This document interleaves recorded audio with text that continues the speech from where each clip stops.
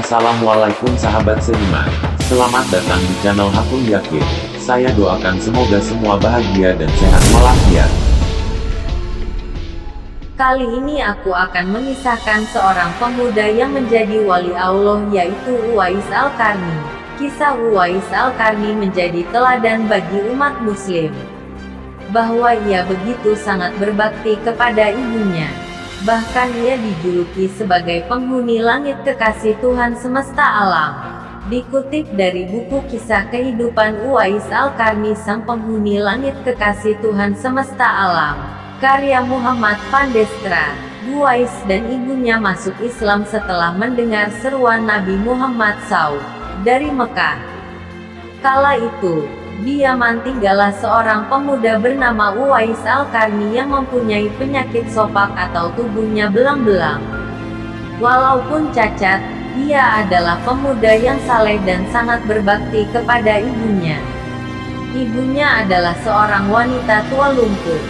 Uwais setiap hari selalu merawat dan memenuhi semua permintaan ibunya, hingga ada salah satu permintaan yang sulit untuk dikabulkan.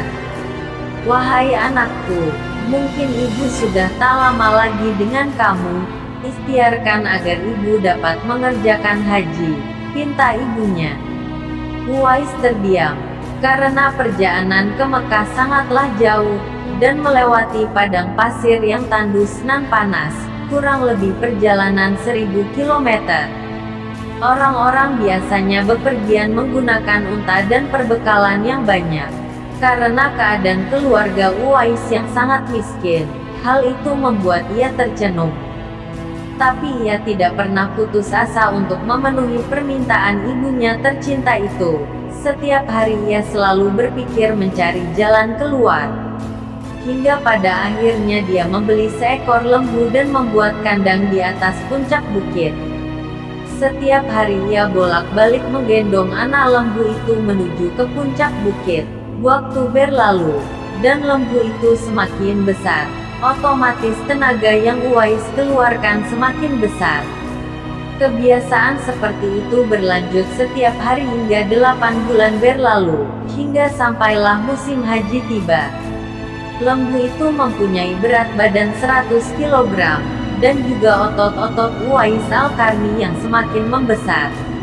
Ternyata kebiasaan menggendong lembu bolak-balik ke puncak bukit adalah bentuk latihan Uwais agar bisa menggendong ibunya untuk pergi ke Mekah demi melaksanakan haji.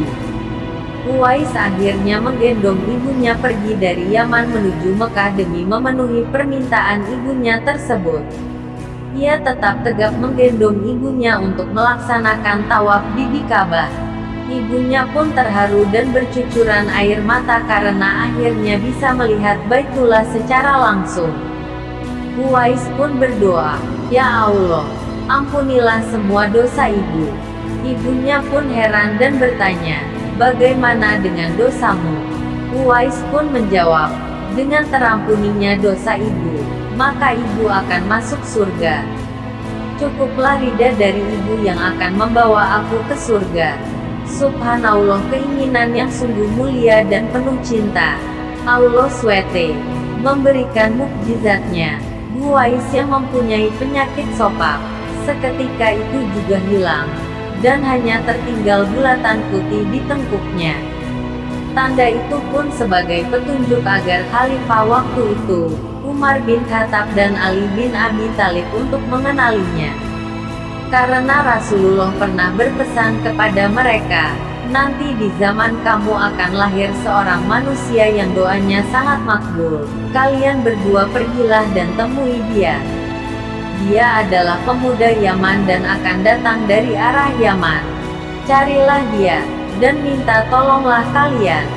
Setelah berlalu beberapa tahun, Uwais Al-Qarni pun wafat, dan anehnya, pada saat itu banyak orang yang berebut ingin memandikannya. Ketika hendak dikafani pun banyak orang juga yang sudah menunggu untuk mengkafaninya. Demikian pula ketika orang pergi hendak menggali kuburannya, di sana sudah banyak orang yang mengurusi proses pemakamannya hingga selesai. Meninggalnya Uwais Al-Qarni ini menggemparkan masyarakat kota Yaman. karena terjadi hal-hal yang menherankan.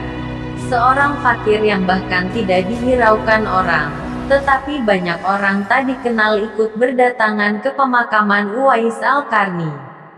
Penduduk kota Yaman pun tercengang dan terheran-heran dan mereka pun saling bertanya-tanya. Siapa sebenarnya Uwais Al-Qarni? Bukankah Uwais yang kita kenal adalah hanya seorang fakir, yang tak memiliki apa-apa, yang kerjanya sehari-hari adalah pengembala domba dan unta? Tapi, ketika ia wafat, ia menggemparkan penduduk Yaman dengan hadirnya orang-orang asing yang tidak pernah kami kenal. Mereka datang dalam jumlah sedemikian banyaknya.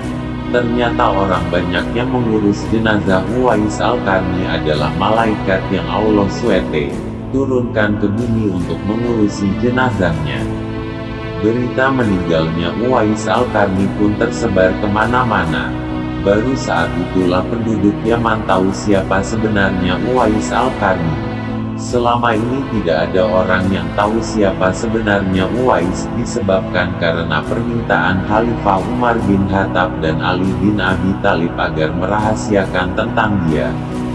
Barulah di hari wafatnya mereka mendengar sebagaimana yang telah disabdakan Nabi Muhammad SAW, bahwa Uwais merupakan penghuni langit kekasih Tuhan semesta alam.